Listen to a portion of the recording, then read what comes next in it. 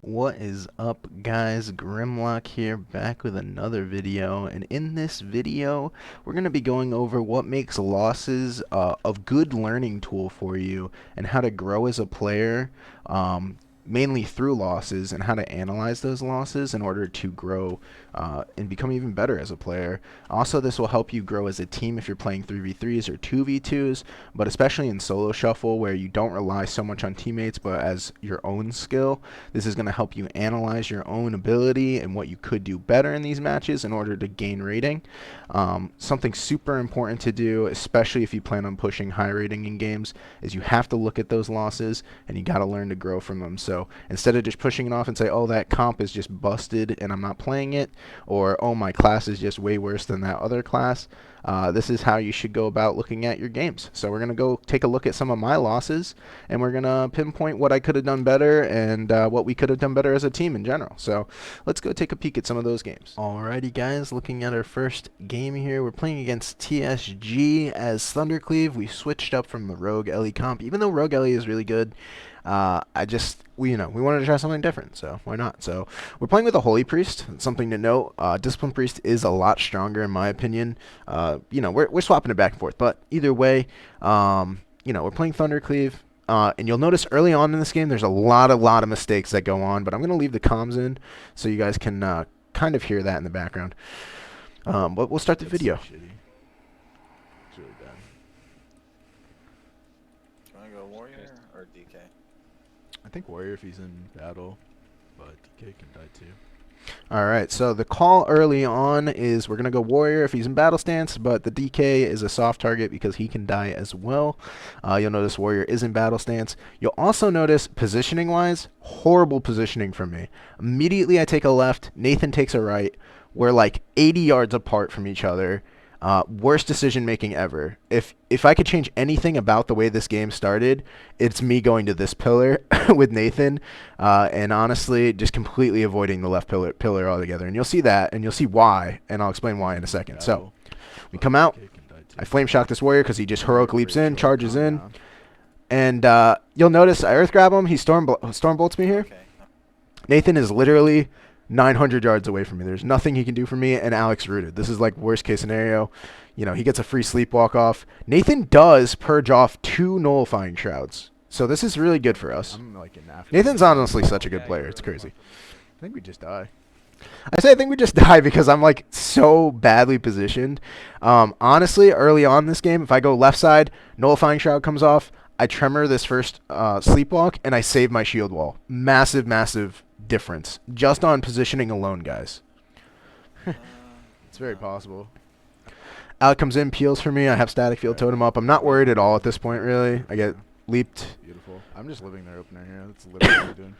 So great, living their opener, but you got to think, dude, looking at these cooldowns, man, he still has A-bomb transformation. They have all their defensive except the Death Knight pops the AMS for some reason, which I don't really understand.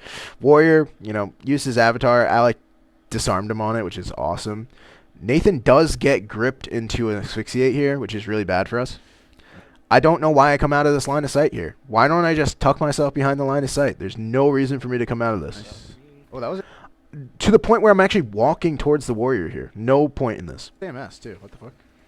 Still walking towards the warrior. Yeah, Terrible positioning by me here. I should just be sitting on the pillar. What am I doing? Note, healer's casting sleepwalk. I can click this too. I'm going to go DK with I do say that he sleepwalks. this dude. Biggest thing. Right here. Yeah. He sleepwalks. I can die. I say we have the biggest dam. Alex says we have the biggest dam, and then I go, oh, I can die the second he pops because I don't have shield wall. Now, you'll notice back in the beginning, I could have saved my shield wall for this go completely, all based on positioning. So super bad game for me so far. And honestly, this loss is entirely wrapped up to my fault. So, yeah, this is bad for us, but we're doing so much damage here that it actually kind of pays off for us. So you'll see. Boom. I do Lightning Lasso. Death Knight forces Icebound Fortitude, and this isn't called by me. I'm terrible, man. What is going on? Not only does the Death Knight Icebound my Lightning Lasso, his Icebound stops me from casting it, and the warrior pummels into me. So he actually, I unintentionally fake cast the warrior. Beautiful. Intim Shout was just pointless there. I don't know why the warrior Intim Shout there. I think he was a little scared for the Death Knight. Kind of understandably. I mean, the Death Knight's sitting at half health, and Okay. it's just not getting Knocking. increased. Big knock here. This is actually a really good knockback. It's on the Stormbolt. You can see that the Death Knight can't connect, and the Warrior is just Blade Storming over to me, which is wasting his Blade Storm Nothing completely. else, by the way. I say I have nothing else, and now I retreat back to the pillar, which I should have just been sitting at this whole time. I kick Dream Breath. I've been intervening again. Okay. I go for a capstun, get a full capstun on the Warrior, slow the Death Knight off me. Now I'm in a decent position, right? But now I have no cooldowns whatsoever. Trying to kite him in a really shitty spot. I'm gonna hit. I still, earlier, if we look back here, let's see here, Nothing right else. about here, I kicked the Dream Breath there. That was decent. I could have saved the kick though, honestly, because the Death Knight was gonna get topped off either way. I've been intervening again. So you'll see the Death Knight still gets healed to full here, probably off of Death Strikes because Death Knights are fucking crazy. I'm just kiting. But yeah, so we go behind pillar here. Get him in a really shitty spot. This is good positioning for me now, but this could have been my positioning the entire time. I'm gonna hit warrior now. Nope, my kick is off cooldown, and Nathan Nathan has to stop his own sleepwalk here, where I could have just kicked this. So you'll notice Nathan actually deaths it, like an absolute Giga Chad, But in that moment of him having to death the sleepwalk, or I could have tremored, I could have kicked it. In that moment of him having to death it, I go from 150k to 0 in literally 1 second, not even 0.1 second. So you'll see, guys, that literally every single bit of this wrongness starts from the beginning of this game here. Right here. Right. The moment Nathan goes this way and I go this way, it's game over. And we're not in sync. Now I'm going to show you the opposite effect of that when Alec, Nathan, and I are playing RPE, which is Rogue, Shadow Priest, Evoker, and versus TSG2, just to give you a kind of similar comparison, different map, but similar comparison, where positioning plays a big part into why we win. So I'm going to show you guys that comparison now instead, but I think you guys understand what you could have done better, what I could have done better in this game. There was so much that I could have done better, and would have just probably made this game infinitely easier for us. So let's go look over at that video now. Alright, so getting into this match, you'll see we're fighting against TSG as RPE, or Rogue, Shadow Priest, Preservation Evoker. You'll notice the kind of like the only difference beside our team comp is the Restoration Shaman on the enemy team. Going into this, you'll just immediately notice, I'll leave comms in too for you guys, but you'll immediately notice our positioning way different than that Shaman game. We all in sync run to the left pillar here. Super good positioning from us. You'll notice the Death Knight's on a Glad mount, so I'm not joking. These guys are pretty good. Also, you'll notice my Shadow Priest only has 359k health, which means I only have 2 pieces of Conquest gear as of this video right here. Full Honor gear, though, but still, only 2 pieces of Conquest gear. You just do whatever you can out of the sap. So we're going to call for a sap play here. Alex going to get a sap on the Shaman. If I got a blind at the end, I will. He said, basically, he said, if I can do anything off of the sap, that's great, but if I can't, he'll just blind off of it, not a big deal. You'll notice he saps into a Mark for Death kidney on the Warrior here. Perfect start for us. Nathan roots the Death Knight, so immediately already, because I'm on top of Nathan here, he's already peeling for me. Alec gets his crowd control off, which is good. We do some pretty big damage to this Warrior here. Yeah, And I start to waddle my way to make this silence play here. So I get a silence off the sap. try a silence out. Yep. I do go for a Void Tendril here. So I Void Tendril, I Void Tendril so that the Warrior can't charge me and interrupt anything I have to do here. So like, for instance, he could charge me into a Stormbolt, or like he could charge me into, you know, an interrupt. Not an interrupt, sorry, an intimidation shout. But instead, I root him so he can't charge me. I get the stun off. It's really important that I'm in the position I'm in here.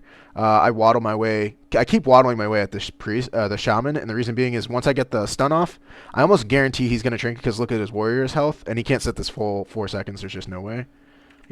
So I fear his trinket immediately. Really, really good. Trinkets into a fear?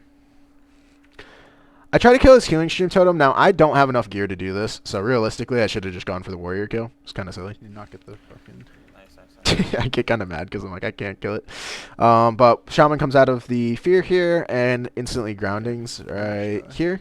Also, AMZ is out. So immediately, guys, you'll notice just the difference in that opener, right? We forced Shaman Trinket. We forced Warriors Die by the Sword. We forced Death Knight's AMZ. Death Knight also used his burst cooldowns. And the Shaman now at this point has used his grounding totem, which is great for us. And that's fair. And we haven't used anything other than just a little bit of damage. It's ground. Alright, so I'm just gonna run Kill the grounding totem. a little bit. Target back on the warrior. I got kicked here. I get kicked, and I freely let myself kind of get kicked here. I could have fake casted this, but I'm in such a good position health-wise that I know it's not too big of a worry. You'll also notice my power infusion never goes off this game, and that's because I didn't have Alec in my power infusion macro, so I actually wasn't able to cast power infusion this entire game. So that's another side note. Here. Warrior's in kind of a shitty position. Warrior's in a bad position, I call it. He's in defensive stance, though, which is good. This Shaman does pop Spirit Link. I'm assuming he pops Spirit Link on the warrior. Let's see here. Kicked here. I think the what is the Spirit Link? This is Shaman pops Spirit Link here. Very questionable, I got kicked here. right? Does he? Yeah, he does. I don't think he knows how Spirit Link works. Weird. All right, but maybe Shaman he was trying to relocate also it. die, by Very the way. possible. I'm gonna. But either way, I'm just waiting. I just dispersed or go here. Kill every- There's no reason for me not to. Shaman's in a really bad position here. You'll note that Nathan does cast Sleepwalk, which puts him on DR. So now we just have to live for this 13 seconds. And the reason being is Alec has a full blind into sap or into stun. So we have a big go coming up, basically. Okay. I'm just waiting on So we just have to live their cooldown. So they have all their cooldowns up right now. You'll notice Alec's health gets really low here. Watch for Hex here. Watch Dares. kick. So I noticed the Shaman gets the Hex off, and I'm worried that it's on Nathan. Now, Nathan doesn't calm much, but if he told me he was in a Hex here, or if he didn't tell me he was in a Hex here, I wouldn't have done what I did. But I did it anyways because I was afraid he was in a Hex, Oh so my god. I avoid I void swapped him. swapped you.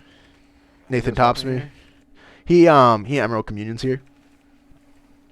All right. Do we have shit? Or, So I said, do we have shit? Because I'm like kind of getting worried. We don't really have much left. no. Yeah, still waiting on DR. Still waiting on DR. DR comes up right now. Okay. Going for it now. Boom. Blind immediately. Beautiful play by Alec. Yeah. Huge. I have a silence out of that too. I have silence out. I have a sap. Okay. Yeah. You'll know this is when Alec death marks. So we forced all the cooldowns and then we death mark. We don't death mark to force cooldowns. We just force cooldowns without death mark, purely off crowd control. Warrior doesn't have trinket now at this point. He trinkets out of the kidney. Yep. Go for sap. He goes for a sap, but for some reason the Shaman stayed in combat. I'm not sure what that is, so he goes for a cheap shot instead. I can't. A cheap shot. It's okay. And outside of cheap shot and outside of the warrior dying here, I still had a silence into a stun into a half fear. So another 8 seconds of crowd control. So even if the warrior lived there, say he had 200k health, he still would have died. Okay. Beautiful. Oh my god, bro. Our CC is insane. So our crowd control is just a lot better with this comp. Now you'll note there is things though that I can carry into my Thundercleave game. So just based on the positioning alone in the beginning here, again, you know, we're all hugging this pillar. Now, just the same way my rogue goes and gets a sap, with the Thundercleave, we can have my warrior go charge into an intimidation shout on the Shaman, and then, or like heroic leap into an intimidation shout on the Shaman, into a charge on the warrior, and it's very similar opener, especially if he gets the Stormbolt on the warrior. It's pretty much an identical opener, except Shaman and warrior damage is far higher than assassination rogue Shadow Priest damage. Right now it's crazy how high Elemental Shaman damage is, so absolutely ridiculous. So basically, instead of doing silence out of the sap, I would have, for Thundercleave, for instance, he would fear. I would cap stun off the fear. Same thing with the root here. I would earth grab. So it's all similar, right? All very similar play style, guys. It's just a way better positioning, way better opener. Again, too, my gear is horrible compared to my Shaman's gear. So we're going for big damage here. Yeah. It's very similar, guys. So just this opener alone, I can apply it to my Thundercleave game, and infinitely know that the next time I play against TSG as Thundercleave, the way I'm going to play the game is just going to play significantly different, and I'm going to have so much more pressure because the way it worked in this game felt way better. So it's really important to compare your wins to your losses. and also just look back on your losses and realize like, okay, I could be doing way, way more. You know, especially positioning wise, like in the previous video. But basically, you guys get the point. I'm not going to make you guys watch the whole video again. You know, we kill the warrior in the long run. We just train him to the dirt. But there's really nothing the warrior can do versus our comp. I mean, we have a bunch of dots. The warrior just ends up rotting. And the shaman can't get cast off for his life because we're just doing so much pressure constantly and crowd control constantly. So the game plays very similar. It's just a different style of game between the comps. And realistically, at its core, as long as you're positioning well enough and you understand your composition and understand what your classes do for crowd control, you'll grow as a player. So guys, if you can take anything from this video, number one, make sure you're focusing on your positioning. And then number two, make sure you understand your crowd control. And number three, make sure you understand how to burst on your class to force people defensive. Because if you can force people defensive early on, like we do in this video, you will control the pace of the game. And by controlling the pace of the game, you end up winning really easily early on. Again, this was only a minute long video, so like it's such a fast game. You know, it's a minute and a half long, this game. So it's ridiculous how quickly you can win a game just based on pressure alone and positioning alone, because positioning here definitely won us this game. And we'll talk to you guys in the outro. So starting off this outro, guys, I just wanted to say a massive, massive thank you for 1,000 of you subscribing to my channel. I can't even believe it. I made this channel in November of 2022, and I was like, you know, I'm just going to throw up some content, try to help people out, play Elemental Sham, because I know Elemental Shaman's a pretty hard class, but to see 1,000 of you subscribing already is absolutely absurd. And honestly, I can't thank anybody but you guys.